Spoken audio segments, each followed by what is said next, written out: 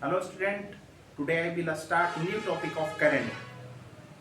In last classes I have discussed about the some basic concepts of the current.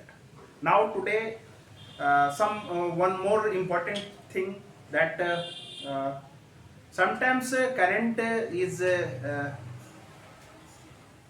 a scalar quantity, and somewhere it write like a tensor quantity. What is the different? तो यहाँ पे हम ये कहना चाहते हैं कि कहीं कहीं वेक्टर ये करंट को आप स्केलर लिखते हैं, कहीं कहीं टेंसर लिखते हैं, ये क्या लोचा है भाई?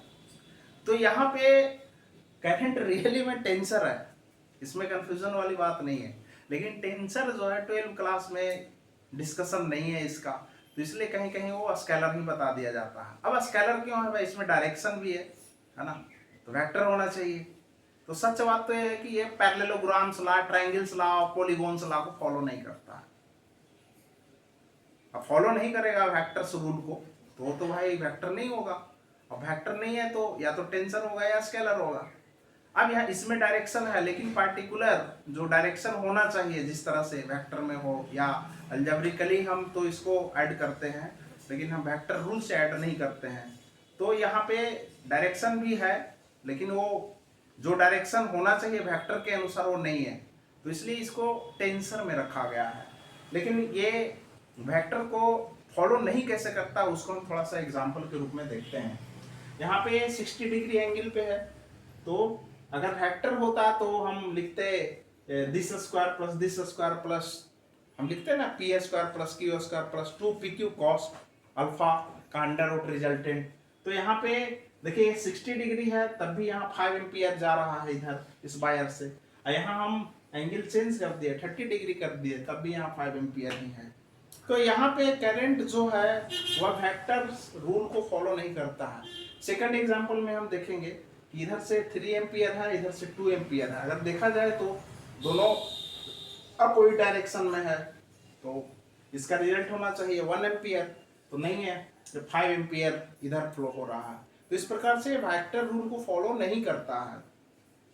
अब हमको सबसे इंपॉर्टेंट जो टॉपिक है वह है ड्रिफ्ट वेलोसिटी, और ड्रिफ्ट वेलोसिटी में बहुत कंफ्यूजन है।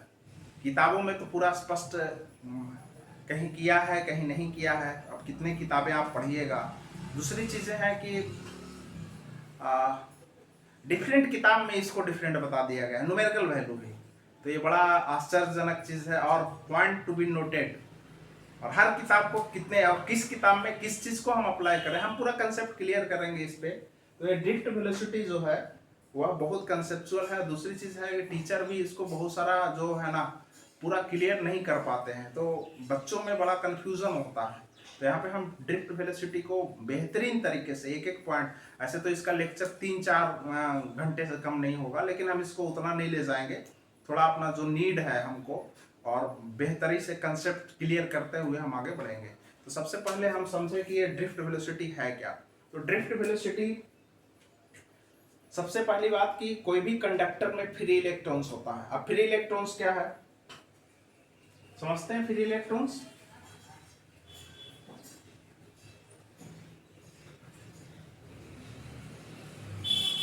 इलेक्ट्रॉन्स किसी भी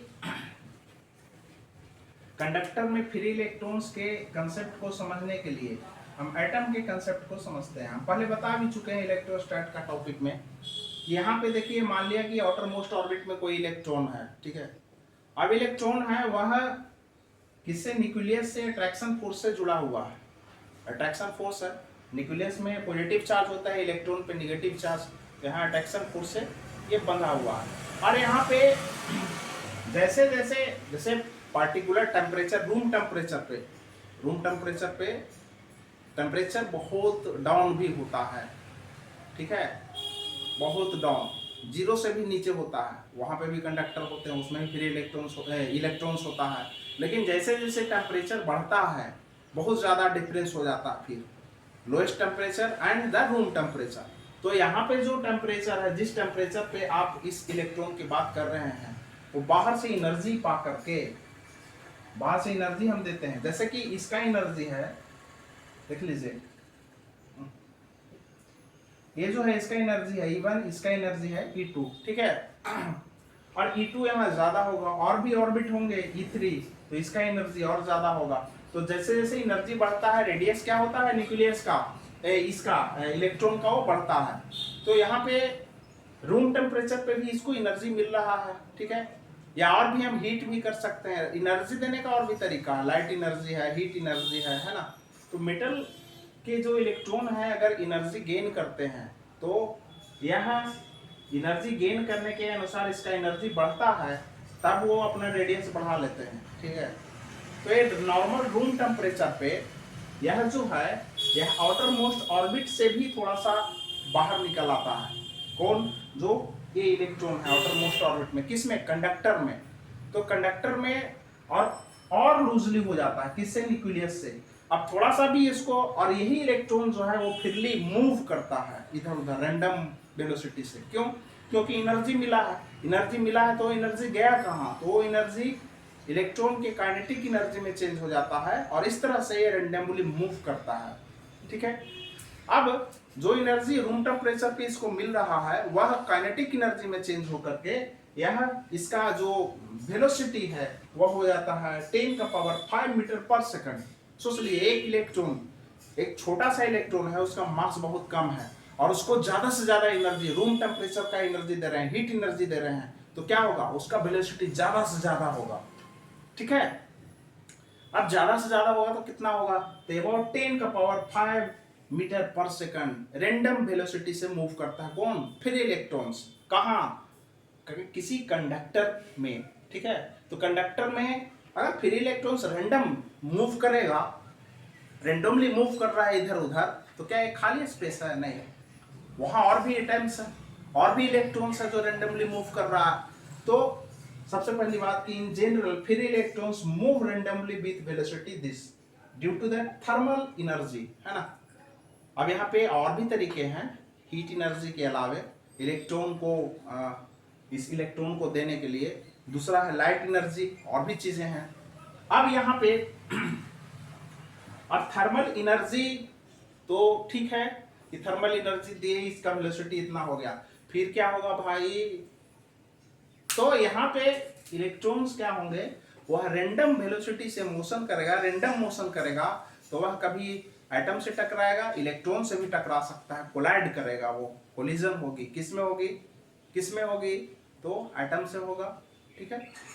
और एक ही एटम नहीं ना है उसमें कि उसका इलेक्ट्रॉन है जो ये इधर उधर रैंडमली मूव करेगा, एटम से होगा। दूसरा इलेक्ट्रॉन्स भी मूव कर रहे हैं, उससे भी होगा। लेकिन जहां तक, जैसे कि यहां से यहां तक मूव किया, यहां से यहां तक मूव किया, कौन? इलेक्ट्रॉन मूव किया। अब इलेक्ट्रॉन यहां से यहां तक मूव किया और तब इसमें कोलिजन हुआ, मतलब सक्सेसिव कोलिजन, मतलब यहाँ एक हुआ था पहले, उसके बाद यहाँ हुआ, ठीक है। तो सक्सेसिव कोलिजन के बीच का जो गैप है, अब तो यहाँ पे इन बिटवीन तो कुछ नहीं है, ये फिगर इतना लार्ज नहीं है भैया, इलेक्ट्रॉन तो दिखता ही नहीं है। तो यहाँ पे ये जो डिस्टेंस है उसको हम कहते हैं फ्री पाथ, ठीक है। During thermal motion free electrons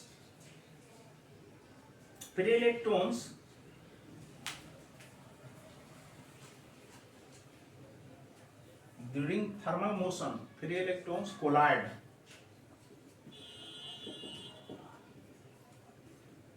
with atoms or electrons. The distance between two successive collision is called free path, ठीक है, समझ आई बात? अब यहाँ पे यह जो चीजें हैं कि कॉलिजन जो है यहाँ से यहाँ तक सक्सेसिव कॉलिजन के बीच का जो पाथ है, यहाँ पे इन बिटवीन कोई कॉलिजन नहीं होता, तो एक इलेक्ट्रॉन तो नहीं है, बहुत सारा इलेक्ट्रॉन है, और इस पाथ को हम कहते हैं फ्री पाथ, ठीक है। अब मान लिया जाए कि ये है L1 है, दूसरा इलेक्ट्रॉन हो सकता है कि उससे पहले ही टकरा जाए, है ना। तीसरा इलेक्ट्रॉन है, या एक ही इलेक्ट्रॉन की आप बात कीजिए, इस बार तो भाई इतना किया, दूसरे बार जब कोलाइड करेगा तो हो सकता है यहीं पे आके कोलाइड कर जाए इलेक्ट्रॉन से या एटम से, तो ये है L2। फिर हो सकता है कि तीसरे बार ज्यादा डिस्टेंस कवर करे, L3, है ना। तो यहाँ पे ये सब क्या है? फ्री पाथ है, फ्री पाथ है। अब इसका एवरेज ले लीजिए, एवरेज ले, एवरेज का मतलब क्या, अब इसको हम एवरेज लेते हैं तो एवरेज कितना हो जाएगा जी, L1 plus L2 plus L3 and so on, Ln by n, n particle है, n इलेक्ट्रॉन्स है, तो है ना, तो इसको हम कहते हैं, इस टर्म को कहते हैं क्या, मीन फ्री पाथ, ठीक है, समझ में आई बात, क्या कहते हैं, मीन फ्री पाथ कहते हैं, कंसेप्ट समझिएगा। अब यहाँ पे मीन फ्री पाथ हो गया।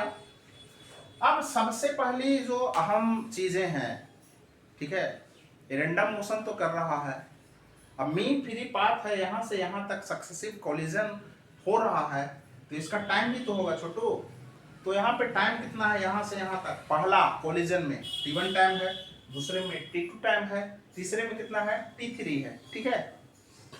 उसी प्रकार से अलग अलग इलेक्ट्रॉन्स का अलग अलग हो सकता है ना, डिफरेंट इलेक्ट्रॉन्स का डिफरेंट हो सकता है, या डिफरेंट सक्सेसिव डिफरेंट जो कोलिजन है उसका जो टाइम है वो डिफरेंट हो सकता है, लेकिन ओवरऑल हम कैसे निकालते हैं, एवरेज से निकालते हैं। एवरेज जैसे कि एवरेज कितना हो जाएगा, यहाँ पे T1 plus T2 plus T3 plus T4 plus Tn करेंगे तो क्या हो जाएगा जी, और डिवाइडेड बाई n करते हैं तो एवरेज हो गया किसका, टाइम का। जो फ्री जो सक्सेसिव कोलिजन है उसके बीच का जो डिस्टेंस है उसको कवर करने में जो टाइम लग रहा है वह अलग अलग होगा। जैसे यहाँ पे है T1 हुआ, और फिर अगर यहाँ से यहाँ कोलिजन किया, हो सकता है उसका टाइम क्या हो जाए, T2 हो जाए, फिर अगला कोलिजन में T3 हो जाए। इक्वल तो हो भी सकता है, नहीं भी हो सकता है, इक्वल भी हो सकता है और इक्वल ना भी हो सकता है, तो हमने डिफरेंट लिया, और इसको हम कहते हैं मीन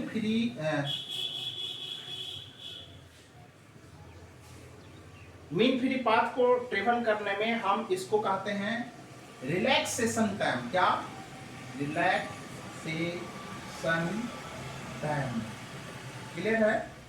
इसको हम क्या कहते हैं, जो एवरेज वेलोसिटी एवरेज टाइम है, ठीक है, of different collisions, average time taken by the electrons in different collisions, ठीक है, is called what, mean relaxation time, ठीक है। इसको हम डिफाइन करते हैं।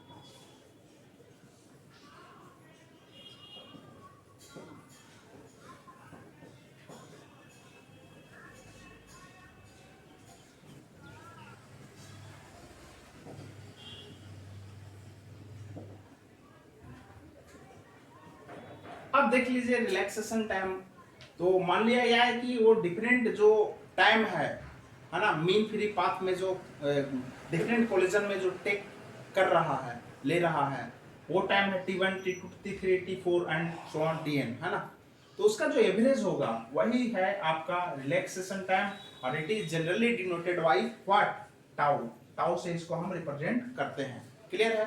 तो हमने अभी पढ़ा कि relaxation time, mean free path, है ना, तो अब इस पे आधारित ही हम बहुत सारे जो और अदर कंसेप्ट है उसको हम फर्दर प्रोसीड करते हैं, तब तक कुछ राइट डाउन कर लीजिए।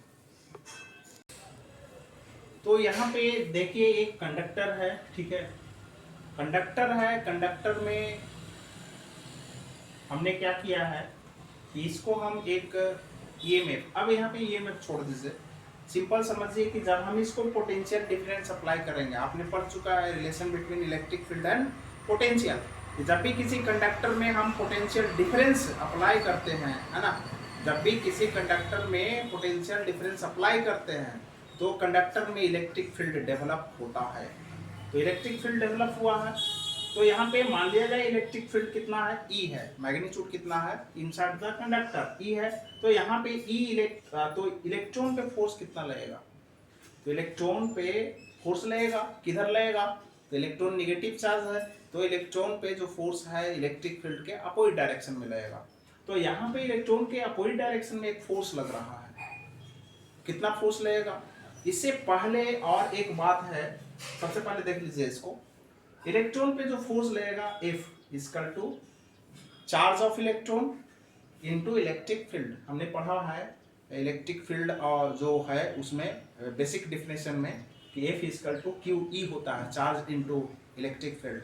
तो यहाँ पे फोर्स कितना होगा, तो चार्ज कितना है, तो माइनस ई मतलब कितना, ई का वैल्यू कितना होता है जी 1.6 इंटू 10 का पावर माइनस 19 कूलम, माइनस ई मतलब इसका निगेटिव कर लीजिए, ठीक है। अब माइनस साइन ये रिप्रेजेंट कर रहा है यहाँ पे कि यह जो फोर्स है वह इलेक्ट्रिक फील्ड के अपोजिट डायरेक्शन में होगा। अगर हम मैग्नीट्यूड की बात करें तो हम इतना लिख सकते हैं, ठीक है, इसमें कोई दिक्कत नहीं है। तो मैग्नीट्यूड हम ले लेते हैं इसको, ठीक है।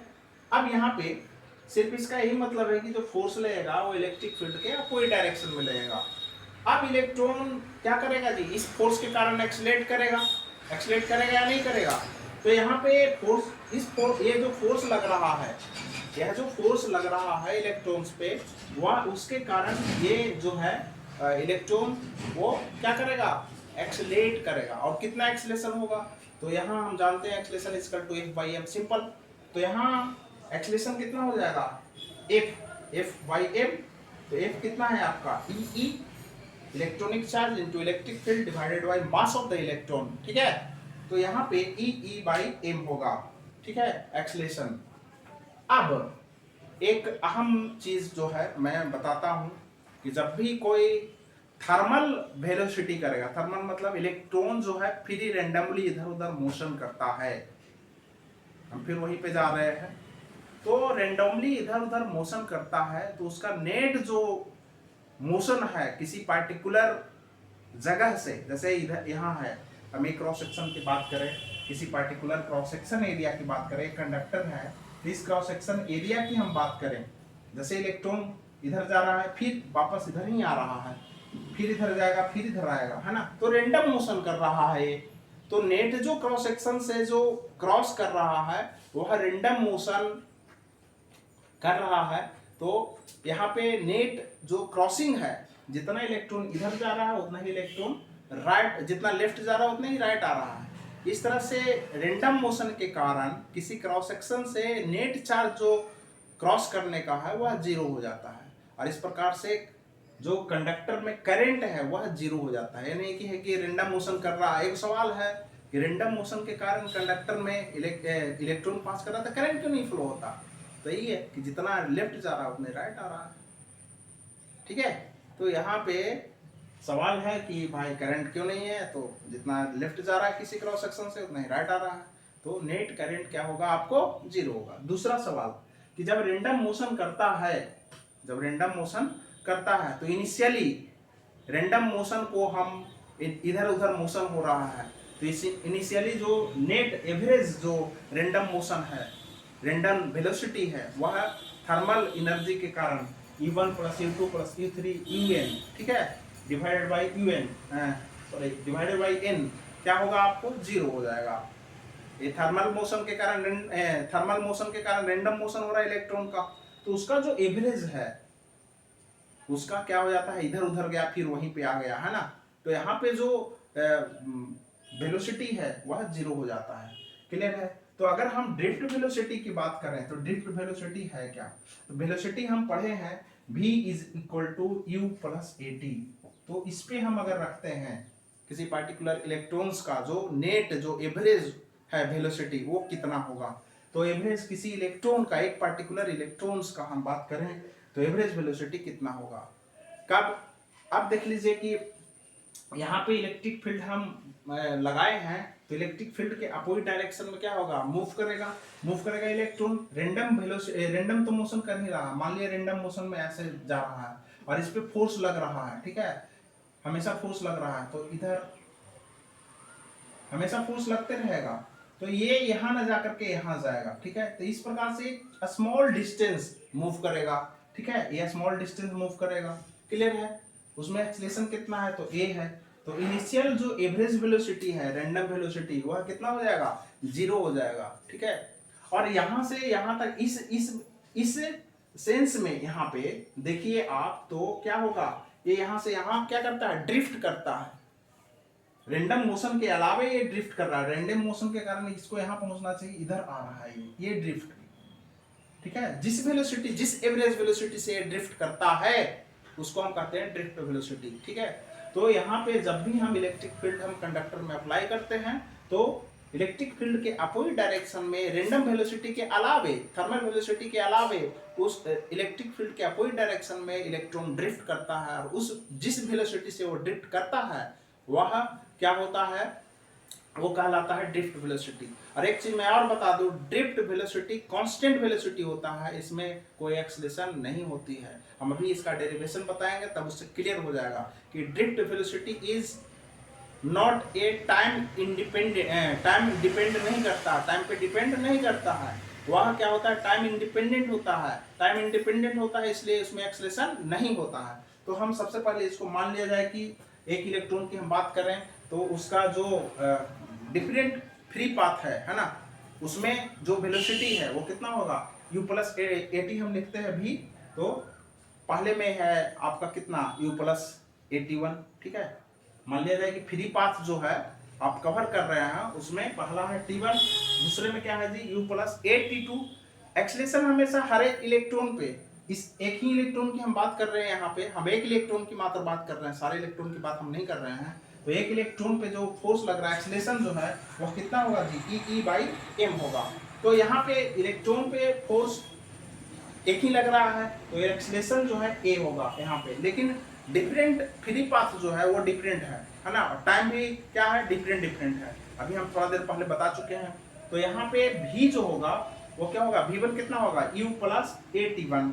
उसी प्रकार से v2 कितना हो जाएगा, u2 प्लस 8t2। v3 कितना हो जाएगा, तीसरे जो मीन फ्री पाथ में, जैसे पहले में हमने यहाँ लिया था, दूसरे में थोड़ा छोटा लिया था, तीसरे में थोड़ा बड़ा लिया था, है ना, याद है। इसको लिए थे t1, इसको लिए थे t2, इसको लिए थे t3। तो यहाँ से यहाँ तक मूव करने में क्या है जी, v1 है, v2 है, v3 है ना, वेलोसिटी। तो यहाँ पे ये हम वेलोसिटी लेते हैं, और एवरेज सबका कितना हो जाएगा, एवरेज तो डिवाइडेड बाई n, है ना। तो यहाँ जो एवरेज वेलोसिटी है वही ड्रिफ्ट वेलोसिटी होगा, क्लियर है। अब यहाँ पे u1, u2, u3 एक साथ हम लिखे हैं, डिवाइडेड बाई n कर दिए, और फिर a सब में कॉमन है, ये पार्ट को देख लीजिए। तो ये हम बाहर निकाल दिए, तो बचा t1, यहाँ t2, यहाँ t3 and tn divided by n। और यह जो रैंडम वेलोसिटी है वह है 0, ठीक है। और a के जगह पे कितना, a के जगह पे E/m, ठीक है। पहले इसको लिख लीजिए यहाँ पे, तो E/m। अब यहाँ पे है क्या, t1 plus t2 plus t3 या tn डिवाइड बाई n, यही तो है रिलैक्सेशन टाइम, इसको लिखते हैं टाउ, ठीक है। तो यहाँ पे ये कहाँ से आया, फर्स्ट से, that imply vd is equal to E/m tau, clear है। तो यहाँ पे ड्रिफ्ट वेलोसिटी इतना आया। अब देख लीजिए यहाँ पे ड्रिफ्ट वेलोसिटी टाइम इंडिपेंडेंट है, नहीं है। ये टाउ जो है ना, किसी पार्टिकुलर इलेक्ट्रॉन के लिए कांस्टेंट होगा, किसी पार्टिकुलर मटेरियल के लिए, किसी पार्टिकुलर इलेक्ट्रॉन के लिए, है ना। और इस प्रकार से जो पूरा जो एवरेज होता है सारे इलेक्ट्रॉन्स का लगभग एक ही आता है, टाउ, है ना। तो यहाँ पे जो टाउ है किसी पार्टिकुलर मटेरियल के लिए वह एक ही होगा। डिफरेंट मटेरियल के लिए टाउ क्या होगा, डिफरेंट हो सकता है। तो डिफरेंट मटेरियल के लिए ड्रिफ्ट वेलोसिटी भी क्या होगा, डिफरेंट होगा, ठीक है। दूसरी चीजें हैं कि टाउ जो है टेम्परेचर पे डिपेंड करता है। टेम्परेचर आप बढ़ा दीजिएगा, टेम्परेचर बढ़ा दीजिएगा तो वो रैंडम वेलोसिटी बढ़ जाएगी, रैंडम वेलोसिटी बढ़ जाएगी तो फिर क्या होगा, तो वहां पे टाउ क्या है, रैंडम वेलोसिटी बढ़ जाना, एनर्जी उसका बढ़ गया, काइनेटिक एनर्जी बढ़ा, तो टाउ क्या हो जाएगा, टाइम घट जाएगा, नहीं समझे। अरे वेलोसिटी बढ़ गया, पाथ वही है, तो क्या हो जाएगा, यहाँ पे टाइम घटेगा। तो यहाँ पे vd भी वहां पे क्या हो जाता है, चेंज हो जाता है। तो टाइम चेंज हुआ तो vd चेंज हो गया, ठीक है। तो यहाँ पे VD कितना हो जाएगा, दिस मच। और यह निर्भर करता है सिर्फ टाउ पे और टाइम पे निर्भर नहीं करता है। इसलिए क्या है कि यहाँ पे ये टाइम इंडिपेंडेंट है VD, क्लियर है। तो इसलिए ये VD जो है ड्रिफ्ट वेलोसिटी ऑफ इलेक्ट्रॉन, तो जब भी इलेक्ट्रॉन जब कंडक्टर में मूव करता है तो वह एक कांस्टेंट वेलोसिटी से मूव करता है, that is called drift velocity, ठीक है। तो इससे फर्दर आप इसको एकदम बढ़िया से समझ लीजिए। इसके बाद हम अगले वीडियो लेक्चर में लाएंगे एक नया टॉपिक। इससे पहले इस वीडियो को ज़्यादा से ज़्यादा शेयर करें। दूसरी चीज़ें कि हम एक नया टॉपिक हम सबके लिए हम ये करते हैं कि क्या ऑनलाइन एजुकेशन छात्रों के लिए सही है या क्या है, इससे क्या फायदे हैं या क्या नुकसान है, और आने वाले कल में क्या होगा। हमारे देश को भी लेकर के चलना है कि हमारे देश में शिक्षा का जो व्यवस्था है वो क्या इससे सुधार होगी या इसमें और खामियां बढ़ेगी। इस पे तो बने रहें आदर्श के साथ। ब्रेक के बाद